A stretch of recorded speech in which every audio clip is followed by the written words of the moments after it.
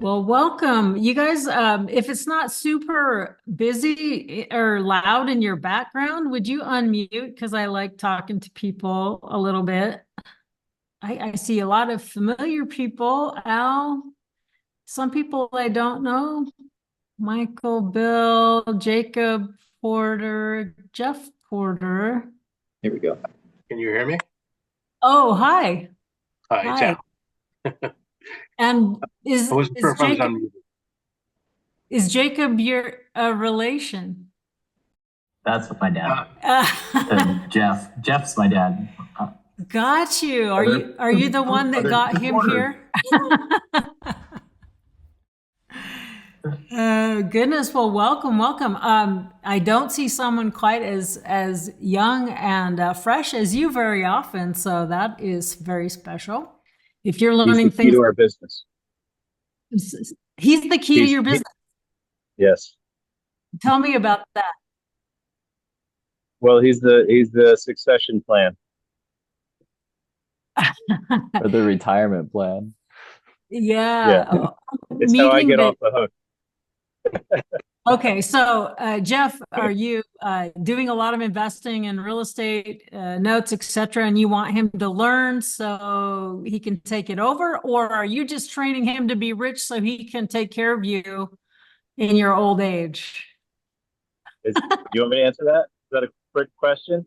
So yeah, I've been a real estate investor for 35 years, and I have a big pile of houses, about 135 rental units, and it's a great business. And I've done a couple of seller financing deals. You actually helped me buy my first note, which turned into a real estate project. You coached me. I don't know if you remember, that was a few years ago, and that was a huge success. I'd love to find more of those, but in the meantime, we're learning how to do seller finance. We have two so far. And we have another one, and those are rental properties that an investor purchased. So we have another one that is going to become a residential mortgage, a home. One of my contractors is buying one of our properties, and I just want to make sure that we do the seller financing correctly, and don't get snagged up. And then I have a couple of specific questions within that as well. Fantastic. Well, I would love for us to start off with that pretty early in the call. So thank you for being on. I just love it when we can get, it's always a lot more fun when we're dealing with, hey, what's really happening in the world out there? Not me just pontificating, about, some pretend thing. It's way more fun. So basically I just want to go through a couple of things because that book that I put out there or the post, however you came to engage with me, doubling your income, that's quite an ostentatious thing to say. And is it true that you can double your rent with owner financing? Yes. Is it always that way? No. But usually substantially more, not always, but usually substantially more income, and hassle-free income at that. So to me, if you're like Jeff and you've got a portfolio of properties or free and clear maybe or not, my goodness, it really makes a lot of sense to hedge our bets and not have all our eggs in one basket. So if you can diversify with both property and paper, that to me is a very sensible thing to do, not to just have all in one. It's also good to get owner financing on the acquisition because, there's that side of it's good as well as we're dealing with inflation and other things. So being a borrower, being a lender, owning the assets, all of those to me are a really important part of our overall wealth management, or at least what I do for myself. So anyway, let's see if I'm lying or not. Okay. And I'm interested to see, what your guys' situation really is. But these are some hypothetical situations where, okay, this is let's say a single family rental property value is 300,000, and let's say someone puts 10% down. So instead of this being a rental, you sell to an owner occupant, whether it's your current tenant or someone else, and you get them into the property as an owner. Now, 10% to me on an owner occupant is the lowest I would go. Always not, well, there's no alwayses and no nevers, but most of the time, 10 more money down is better. Okay, unless you have a very specific tax deferral objective, and then sometimes we might approach it a little bit differently. So this is a 10b2 financial calculator. I'm going to presume for this call that people don't know a lot about it. Okay, and so these top 5 buttons is all I really know how to use, and that's all I've needed over the last 20 some years to do my business. Okay, I mean, okay, there are a couple other things I'll show you here, but I'm just saying you don't have to be, you have to be a little bit of a nerd, but not a total geek to just use this calculator to make a lot of money and to know if it's something that you want to do. However, I will say that if you need to use a financial calculator to figure out if a deal is a good enough, it's not good enough. Okay, you should be able to, in your head, go, yeah, I can tell that I'm, this deal makes sense. So if you're waiting for this interest yield to tell you whether or not it's a good deal, it's probably not good enough. So I did hear that sometime along in my travels, and I never forgot it. So don't get too down in the weeds with this financial calculator. Just take that 30,000 foot view and make sure it really just makes sense from, the macro level. So let's say you got this.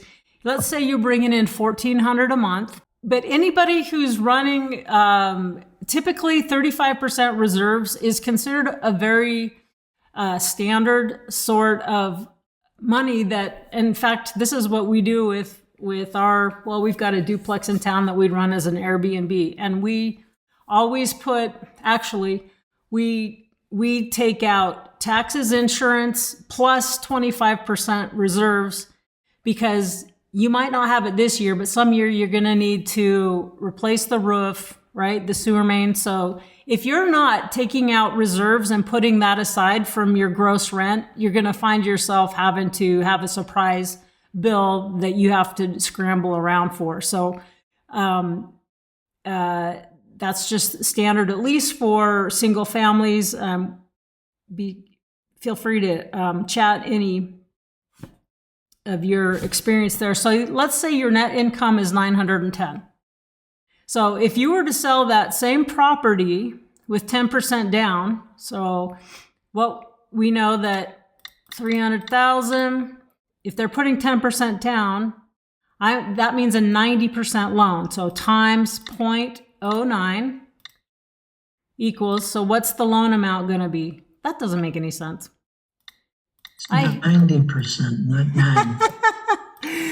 Thank you. My public math, it's my downfall. Okay, so present value is loan amount. So I just stick that in there.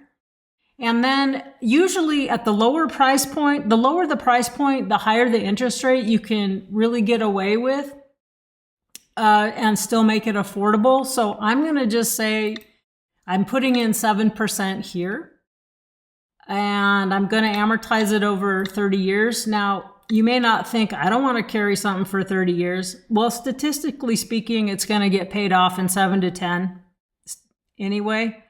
But a lot of times to get, the price you want, you need to fully amortize or put in, if you want, and it's legal in your state and compliant with Dodd-Frank, you can put in a minimum 5 for a homeowner, say for 7 or 10, because you don't want them to come up against a balloon and not be able to refinance. So basically, I put in a wrong number here. Okay, because I'm going to fix this right now. That looks right, right? That's right. I know what I did. I put in the 300. So 1796, and then someone can afford this more than rent because they're going to get the, the mortgage interest deduction and the other benefits of being a homeowner. So it still should work out. Now, I know in a lot of areas, taxes and insurance are really squeezing NOI for landlords. A lot of maybe multifamily, a lot of cases I've heard they're down to like a 1% cap. They're down to a 1% cap. So basically, but they don't, this property's been in the family for years. 96.32 minus 910. So let me correct my error here. I was trying to throw something together quick before the call. So that's pretty much a double right there, right? If these numbers are true, if we presume this is a realistic sort of market situation. So, and then guess what? You don't have the property management issues. You don't have to pay your taxes and insurance. You don't get a call at 3 a.m. for a toilet. I have to admit more people to the call. Someone slips and falls. You don't get sued, right? The lender doesn't deal with those issues. Okay. And so then let's just say you got into this property and there's nothing that you should ever do without consulting your accountant or tax advisor, clearly. But let's just say you're all in is half of this and you're trying to defer capital gains. So let's just see, your appreciation, let's say this is even better than market value by a little bit. Then you're like, yay, I'm getting a premium for the sales price and the equity that I've captured between, let's say you're all in on this 150,000 acquisition plus repairs, things like that. And but if we just take what your hard cash is in it, I mean, this is just another way to look at it. So really, the present value or the loan amount or the amount of cash tied up in this deal is 150. So then when we solve for yield, we can see that you're on the money you have locked up. It's more like a 14% return. Okay, so it's just different ways to sort of play with it to look at, if I take my money, pay all the capital gains, can I do better than 7%? Or, am I okay? Hey, I was making a certain, I don't know what, if you're making 4, 6, 8% sort of cash on cash return on your rental, but can you do better than 14? You can look at it a lot of different ways. So any comments that people want to kind of unmute? Dawn, this is Al. I'm a little confused. Where'd you come up with the $150,000 then? Well, this is just a game that I like to play because this is a pretend like you bought it for 100 and you put 50,000 in it. So that's your hard capital into it, right? So basically the money that you can capture, your equity is anything above 150 then you can say, it's the money out of thin air because of appreciation. So anyway, I'm saying that probably you could, if you just want to say, hey, is 7% all right? After I pay capital gains, can I do better on my money or do I just like diversifying a little bit? Does that make sense? But if I'm trying to think of it like, hey, I really only have 150 of my hard capital put in this thing, that's when I go back and go, just for fun, I can look at this cash flow as a double, actually, in this case. Does that make sense? Now I understand. I wasn't sure where the 150 came from originally. I must have missed that point. Because I was looking at the 300, the 10% down. I was like, okay, where did 150 come from? Yeah. No, that makes a lot of sense. So thanks for asking. I really appreciate that. So. And just curious, why would somebody only ask for 10% down where if it's a rental property, usually banks are looking for a 25% down or 20 minimum. Well, if it's owner occupied, okay, I'm just sharing fundamentals and standards in the note industry. Note buyers look at a 10% down as adequate for an owner occupied. Now, if this was an investor, non-owner occupied, I would want 20% plus down payment, because there's something to that emotional connection. Like a family just doesn't want to have to, their kids go to the school down the street. They're involved in the church. Everything has to fall apart really hard before they're going to walk away. An investor is just looking at numbers. And in some ways that's a benefit. And sometimes that's, they don't have as much skin in the game, right? More is better, unless you're trying to minimize capital gains, if that's more of the play, right?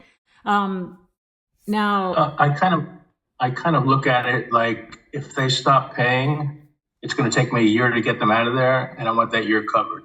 That's basically the way I look at it. Now, depending on what state, it could take 5 to 12 months, even in deed of trust states. Faster in states like Texas, Georgia.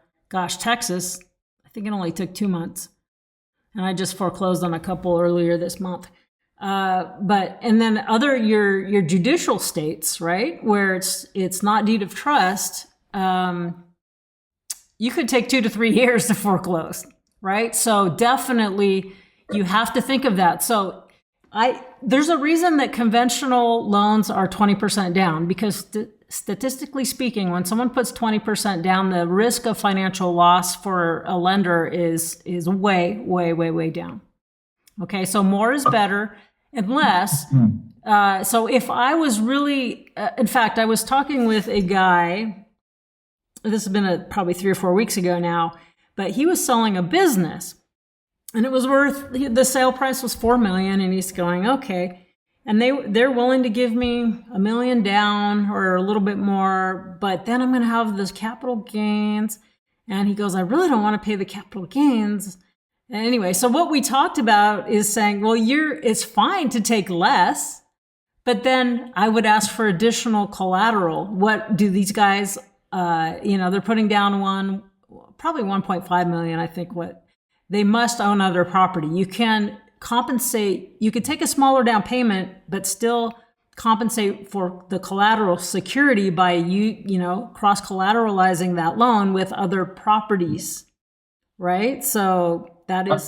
I'm actually, I don't mean to take up all the air in this room here, but I do have a similar situation where I'm actually buying a business, and it comes with the building. Nice. And the guy is giving me excellent terms. Nice. And very low down payment, because I'm buying the business from him, and he's actually staying in the business 10%. If this deal happens, who knows? But that's one of the things, that the property is worth $700,000, and I'm only putting down 10%, and he's going to hold a note for 5 years, interest only. And then after that, I'll probably wind up buying out. But the business I'm buying, he started it when he was a kid. Well, he's still very young. But that's enough revenue in the business to pay for both the business and the building. That's amazing. See, we'll see if it happens. Yeah. Okay. Well, let's just celebrate it and claim it. And if not this, something better, right? So when you're on the acquisition side, if you can get seller terms from someone who is wanting to maximize the price, and they're willing to offer terms, my goodness, if you had to go out and get a bank loan, how much would you have to put down? And what the interest rate would be 10% or plus or more, right? And actually, the deal wouldn't work. Yeah, it wouldn't work at all. It wouldn't work at all. So these are the mom and pop deals. So if you're the buyer, you're trying to get terms that maximize your side of it. As on the acquisition side, it doesn't support the value of his note, but he doesn't care because he's getting the price he wants for his property, right? Exactly. He's got the number in his head, and that's what I'm trying to match. Yeah. So if he would have to, if he didn't offer terms, he'd have to make it sensible for someone who has to get 10% financing and put a bunch of money down, which means he'd probably have to drop his purchase price by 30%. is my guess. Actually, that's what I used for him to come to Jesus, because I told him I went to the SBA. Right. I'm an SBA agent as well. And I said, look, this is what's going to happen. I said, there's no way that your bottom line is going to support this. He goes, well, I really want to, I want to take care of my employees. I want to do this. I want to do that. I says, okay, then just give me terms. So Exactly. again, most of it happens, talk is cheap until the contract's signed and the check passes. That's true, but it brings up a great point. Now I'm going to look at chat. Hey, Don, sorry, I got to take a call. Jim, thank you. And hello from Houston. Oh, Mr. Sanchez, thank you for being here. So wonderful, wonderful. Oh, and guess what? Tomorrow, that property I accidentally took back at foreclosure closes. I'm so happy. I was on title it'll only be 5 days on title. Thank goodness, I didn't put the opening bid low enough, so I ended up back with it. But yay, got turned around quick. So that was good. All right, so one quick question, Dawn, and Yeah. I'll be quiet after this. Okay. If after a couple of years, this guy here creates his own note for me after like the 4 or 5 years, is that something you're interested in? That Okay, I can sell to you? let's talk about because here's the deal. Him creating a good value for you is not good for him in terms of present value. Now, over time, it's great for him, but in terms of present value, anything that makes it better than average for you as the buyer makes it less than average for him. So he's really bearing the cost of the financing. But let's just throw your deal right in here right now. Let's do it. So what do we have? I'm just going to make a duplicate. Okay, now we have what is it that you said? Did you say the value of the whole deal is $1 million, but the property itself is $700,000. He's going to let me put 10% down. Okay, I'm going to go just $1 million. And I understand that means that if you're only putting 100,000 down, you've only bought part of the business and basically none of the 0% down on the note. If he was, all right, let me quit jabbering. So 10% down. I'm putting 10% down in the business too, but the business kicks off with $300,000 a year in revenue. Okay, this is fantastic. So what kind of business is this? It's a plumbing business. Oh, fantastic. You know what? No matter what the economy does, we need plumbers, right? You gotta have them. HVAC business. That was the one I was just telling you. They're going for so much money right now. I know. And the best part is he's keeping his license in there and his 10% in there. So, I get a hook on him, basically. Yeah, that's okay. So I'm going to get rid of this. Let's just put in a text box here and start. What are you? Let's say, so it's $1 million business, right? We got 1 mil and you're putting down 100,000. Yes. Oops. And what's the interest rate? It's to be determined, but it's probably going to be around 6%. 6? Yeah. And what's the term? I'm looking for a 30-year payout, interest only, for 5 years. Okay. Is it full? It's amortized over 30, due in 5. Yeah. Actually, you can make it 20. Make it 20. Okay, so it's amortized over 20, due in 5, and that would make the monthly payment. So let's just do this. So we know right from the beginning that 10% down on a commercial building and a business is way, way low. You're going to have to usually put down 35% on both commercial building and a business, right? So you're putting way low, okay? So that's already great for you as the buyer. Not great for him as the seller if he wants to sell the note down the road, or if something goes bad and you go belly up, not good for him either. But here's a good shot. But again, the note is really only $700,000 on the property.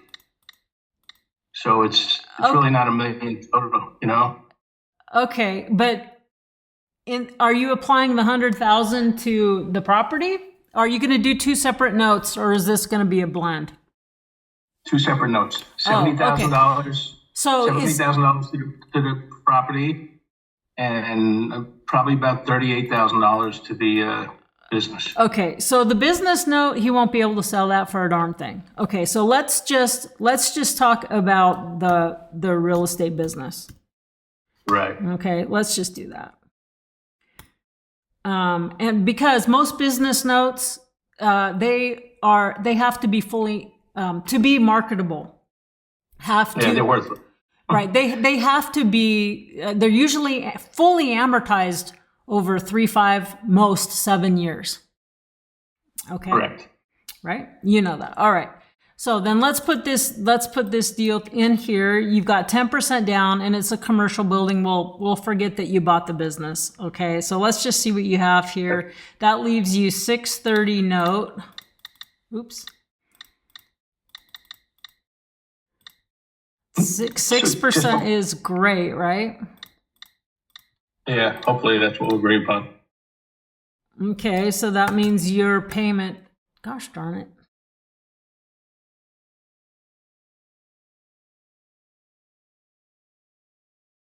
$45,1352. And then, okay, so, and how much per month does it bring in? I mean, just what's the lease to the building from the business? He doesn't do that yet, which is something else that he's going to rent from me when I buy it from him. So I would say the lease is probably about $5,000 a month. Okay, so this is barely going to cover itself. So it doesn't even really cover. If you did this, did I put these numbers in correctly? I mean, that's right. Okay. It's interest only too. Oh, it's interest. So, well, you said yeah, you said 240. Okay, in that case, it's just 5 years. Interest only for 5 years, and then a balloon payment. Right. So that's all that we have there. 5 years, or basically 60 months, right? Because when you say, just to let you know, the free cash flow in the business is $165,000. So there's more than enough to cover this note.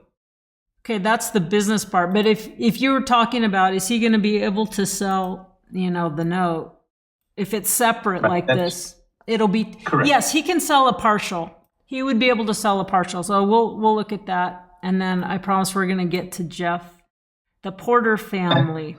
And the reason why I was asking that about in the future, because 5 years from now, I'm hoping he could have a note, then I could bring it to you, and then I could do the partial with him and the partial with you. Well, you never know. I like being brought in on deals. That's my funnest part. So 6% basically. Okay. Yeah, that makes the monthly payment a lot nicer for you. So $31.50 is better, right?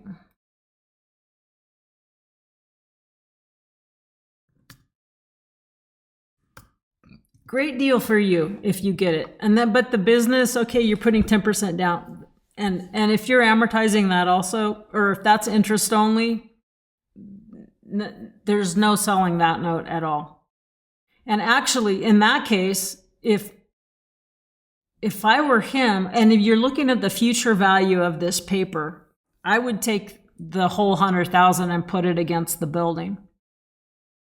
Because that's the most solid way to get future value, right? To maintain the future value is for you to be deeper in here. Okay. Because that business note's worth nothing without you paying it and your word anyway. But this note could have more value. This could be more valuable. I understand what you're saying, but except he's underutilizing the business because it's a 2,000 square foot building. Would easily rent 2 stores in there for $1,000 each and still give me a storeroom and an office. So there's plenty of room in the back. Plus, he rents parking spots. There's a lot of stuff involved here, but this is just the overview I'm giving. Right. That's fine. All I'm saying is if you're trying to say, I want some sort of the least painful exit strategy down the road 5 years from now, I would put all your down payment toward the separate building. That's Okay. what I would do. If there's Okay. if there's a future down the road play to be had here, the better you did here, the better for him and you. Well, not you. It doesn't matter to you. You're going to do fine. But on paper, this will look better for, a little better than 10% down. What is this, 15% almost down? It'll look better for you, but with interest only, it's not as great. But anyhow, hopefully that's helped a little bit, and I appreciate you coming on. Okay. I'm sorry to take up so much room. Hey, no, I really appreciate it. I'm just going, my goodness, it's been a half hour already. It's like when I'm dorking around on the calculator, time goes fast. So Jeff, the Porter family, let's hear you guys. Come on. Great. Well, thank you. Really appreciate your taking some time with us. It's amazing. So in general, like one of the reasons we like seller financing is because you're taking your capital gain over time, right? Yes, Um, absolutely. So, but then you're not in control of when it gets paid off, and you've got this pile of cash all of a sudden when either the buyer gets a better deal somewhere from a bank or whatever, or they sell the house in your 10 to 12 year statistic, right? So, Right. is there a way? Did you catch that? Is there a Yeah. way to mitigate that? In other words, can I put in the terms that if they go to do a bank refinance, that I have the right to match that? Have you ever seen that? Or Oh is yeah, there another way? definitely. Okay, and That's then a really, so that's a fantastic point. So are you, Jeff, are you normally going to be selling to a homeowner? I don't know. I mean, I know from Dodd-Frank there's a restriction. I don't know exactly what. I think it's 3 per year or per lifetime or so. I mean, I have a whole bunch of places, and I prefer to sell to investors, but I could sell to homeowners. So not sure if Right. if there's a benefit to either one. Okay. Well, if you're going to do a consumer loan, and a lot of times they're going to pay more because there's a lot more than just the financials going on there. But you need to, so you're going to have any buyer, you're going to run them through a licensed mortgage originator, right? So they're going to determine that they have the ability to pay, their debt to income ratio and all of that. And if you don't have your own mortgage broker in your back pocket that will underwrite a seller finance deal for you, you got to use one of those national companies, one of which is called the underwriter, right? So the buyer goes and pays for that to make sure that you're compliant. And then they should also, the mortgage broker that you use to underwrite the buyer should be able to tell you what's compliant in your state, but it's different from state to state. In some states, you have to be careful because even an investor business purpose loan can be subject to, the Dodd-Frank stuff. Not all states, right? But some. So you just need to check that out just to make sure you're in compliant. But for sure, consumer loan, you are not going to put in a prepay. Now on a commercial building, land, different things that are not related to, primary residence, you can put in a prepay penalty. But you cannot do that with an owner. So you can put in, let's say your biggest problem is getting paid off and you don't want to be. So what I would really stay in communication with your borrower and say, look, if you ever plan to, if they're going to sell, they're going to sell, right? They need to sell. But if they are just refinancing you, yes, just let them know that you're willing, because if you're willing to match the best rate they can get to avoid your payoff and your capital gains hit, you're going to be cheaper because they don't have to pay for the appraisal and they don't have the origination fees. So yes, that is a very common. Unless you tell them you want those in order to lower the rate. Yes, you can use that, but it just depends on what the parties agree to and what the deal is. Because if you're more hungry for them not to pay you off, then you're going to make the deal as sweet as possible, right?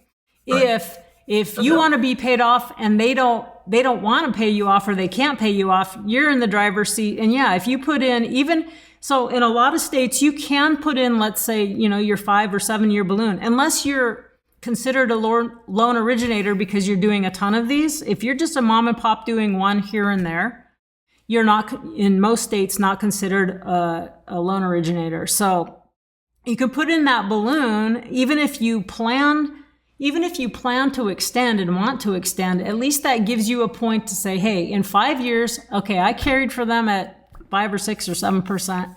And I want the chance to see what the market's doing. Should interest rates be higher? Should interest rates be lower? Or yes, I'll continue at the same rate, but I'm going to need you to do a principal reduction for me. It's a point of negotiation that you can insert in there. But if you're thinking that, oh, I'm just going to foreclose on a homeowner if they can't refinance the balloon, I would not think that at all. That's a very unsafe plan, because if you haven't noticed, you're the bad guy if you're the lender or the landlord, right? So I never, if someone's paying, I never foreclose because they didn't refinance, okay, on a homeowner. Okay, Can you just not make them buy in an LLC? I'm sorry, what? Can you just not have the buyer buy in an LLC? But that's so when really they buy their own home, they form a corporation. Okay, but it's still what we got, a disguised sale there, and there's going to be, it's so easy to pierce that. I would not do it. Don't pretend like that. It's not going to look good for you, because there's more and more stories. And and this is a good time to bring up, it's a disguised sale if you're doing a lease option. It's a disguised sale and a disguised loan if you're doing contract for deed. So guess what? If you think you're not going to have to do foreclosure, you're wrong. Okay. So, and there's teams of attorneys that are onto this now, because all these evictions that have happened with lease options and things, they didn't know it. These people didn't know it, but they actually most of them have equitable interests. So that means evicting them is illegal. You're supposed to have to foreclose on them. So there's teams of attorneys that are actually marketing to these people. Hey, have you been evicted, because you didn't make your lease option agreement or something? Don't be surprised if you get dragged back into court. And it's a very dicey game. But I wasn't talking lease option, I was talking purchase. I know anything but what you're trying to do is hide it. Okay. And so the only way that I would try to, that I think is a meaningful, vehicle that would greatly reduce is to turn everything into personal property, into beneficial interest in trust, with probably a corporate nonprofit trustee, some sort of thing like that. But if you're trying to just disguise it, it's not going to work. You can do whatever you want. I'm sorry. I'm just saying I have my little soapbox things, and I would say that's dangerous. So, you do you, everybody out there. I'm just seeing some things that make it very dicey to roll the dice in that. I mean, I live in Nevada. I should be a gambler, right? But I can't stand the casinos. But anyway, Jeff. What about during the sale? So say they 10 years today or to sell this place. Have you seen a right of first refusal from the seller financer? Could I put that in there, or is that just doesn't belong there? Okay, are you, sorry, it's a little garbly, but I'm thinking that you asked, should we put in a first right of refusal on this note somewhere? If they go to sell, right? Does that belong in the note, or does that? Well, in this case, if I'm not mistaken, you're the note holder, right? Correct. So you don't need a first right of refusal to buy your own note because you already own your own note. But Al, if he gets this deal or something better, if he were to put in a first right of refusal to buy the own note, so the guy that, carried the paper for him, if Al were to put that in, that's huge. That's probably worth $200,000 to Al.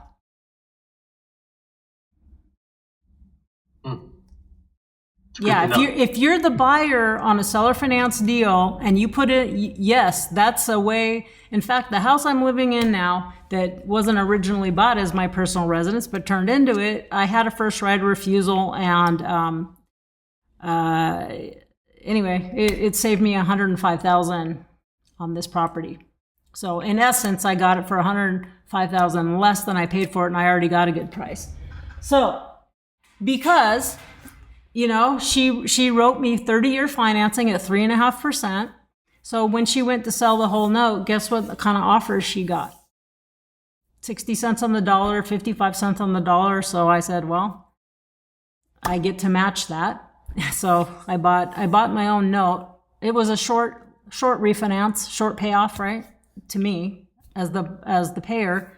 And that saved me $105,000. So it's very powerful. So I would say, Al, if anything, when you're buying, get that first right of refusal. It could easily, make you, in this case, a lot of money, because if he ever had to sell that note, I guarantee you're going to be the highest bidder for that note.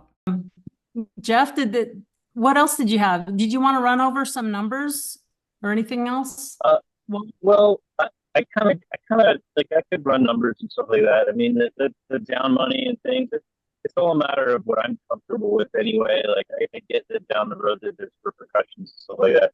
But, you also want to make the deal work. And I want to help these folks out. Their first home. So, I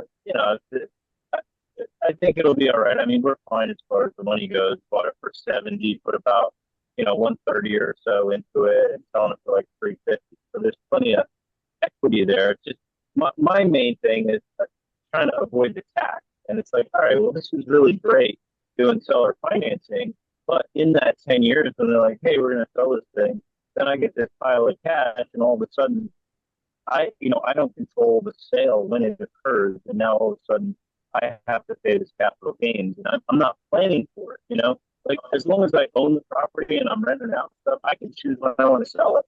And I can choose what to do with it. Once I do seller financing, I can't do a 1031 exchange anymore. There's no way out of paying the tax. So that's to me, that's the biggest caveat. And what I'm trying to do is find out, all right, well, is there a way within this to get the best of both worlds here? Get the seller financing money, get the nice, fat, easy money every month. But also, when the time comes, try to avoid the capital gains tax. No, I like it. So you might just put in a custom clause, and actually I've never done this, but you might just say it's a clause where they have to give you a certain amount of days of notice before a refinance or something. But just if you have the relationship, it's just more natural to say, just stay in contact, stay in contact. What's going on in your life? If you got a better offer, like I said, I haven't personally done it, but I know of people who said, I don't want to be paid off. I will match right. Whatever the deal is. I'll even beat it.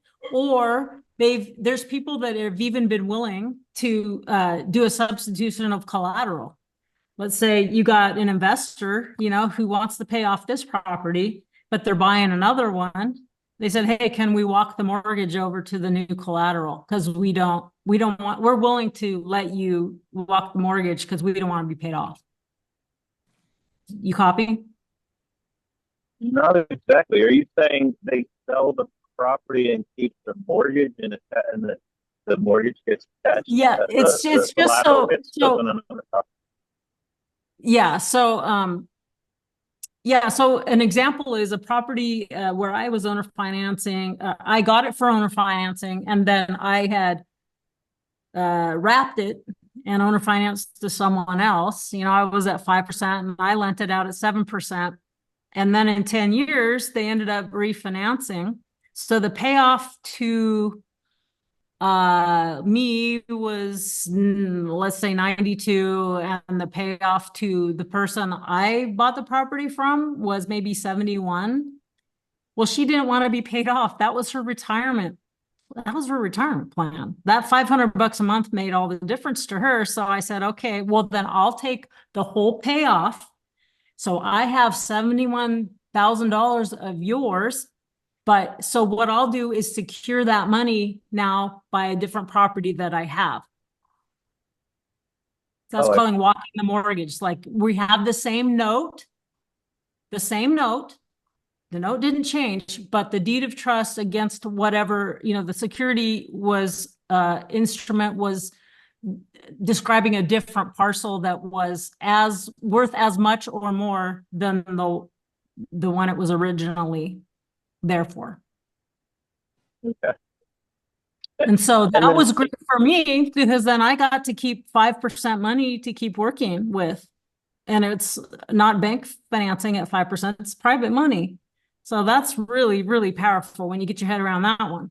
I want as much seller financing deals as I can get because that is juicy, juicy stuff. And also I roll out of properties all the time, with owner financing, and I'm happy to do it because, okay, in that case, the interest rate's not spectacular maybe, but I got the price I wanted. So it really is because it helped me capture more appreciation of the property by carrying the paper. So I like a combination of all things. Does that make sense? Did that answer your question? Yeah, that's great. Yeah, same note, different address. Yeah, right. Yeah.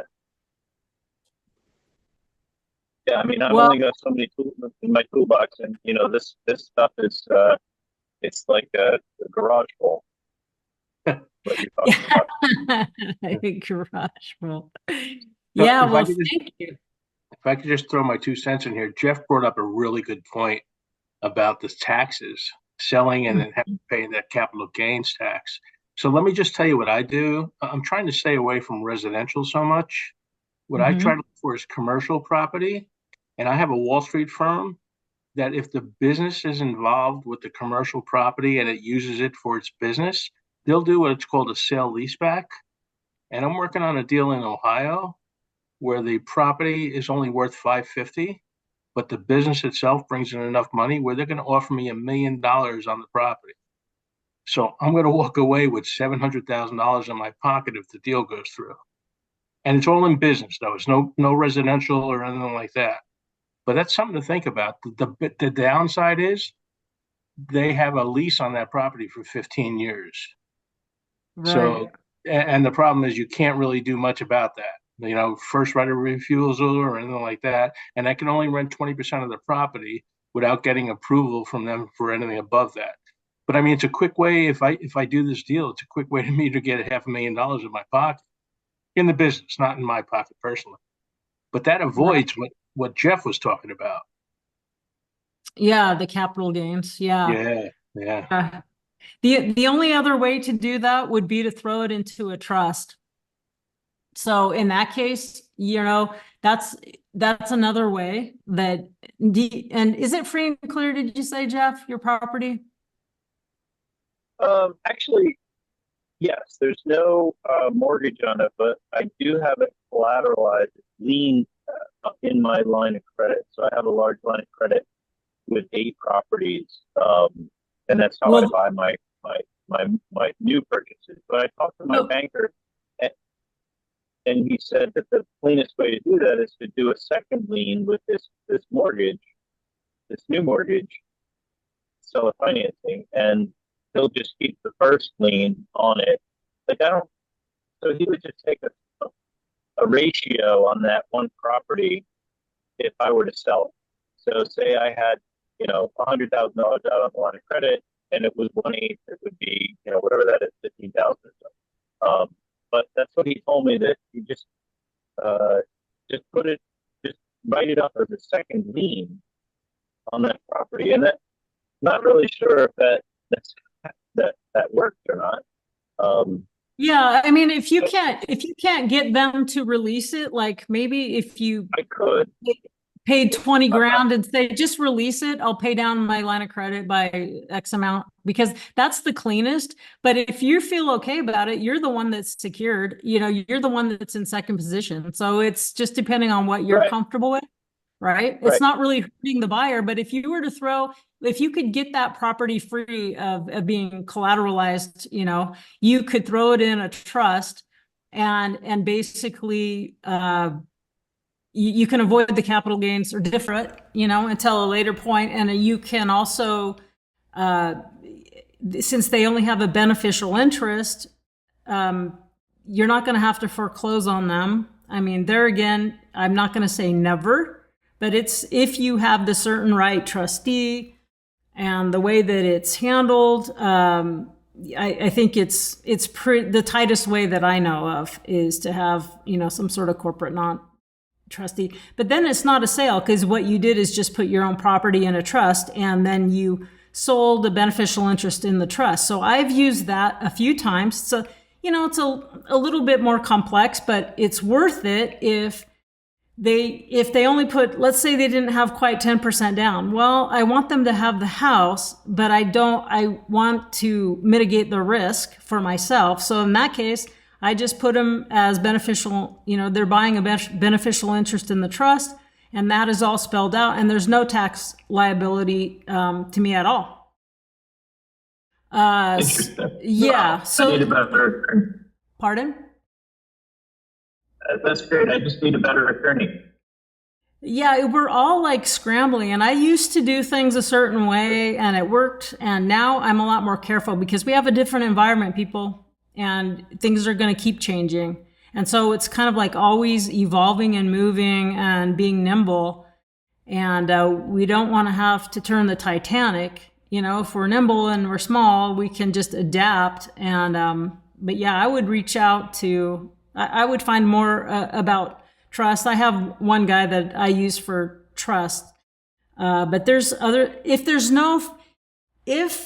there's existing financing, bank financing in place that needs to be left there, or else the deal doesn't work, the numbers don't work, then I use only Scott Moyes, the Smart REI guy. I did a YouTube podcast with him, I don't know, a month ago.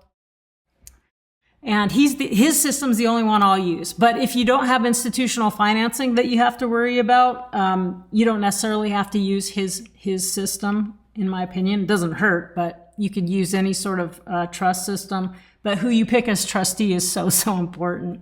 The other thing is, if you're listening on the podcast or YouTube, please subscribe. And even better, if you'll come over to notequeen.com and sign up. There's lots of free little bonuses for you when you do sign up, and you get direct links to the Zooms and all sorts of messages that don't go out on social media necessarily. So I would love to have you come over and become a citizen of the realm, so to speak, if that calls to you. Yeah, well, thank you. This has been a phenomenal call. I appreciate you guys showing up here, you old and new and young people as well. And so go out there, create financial solutions, just one mom and pop to another. And I will catch you around the queendom. All right, take care, everyone.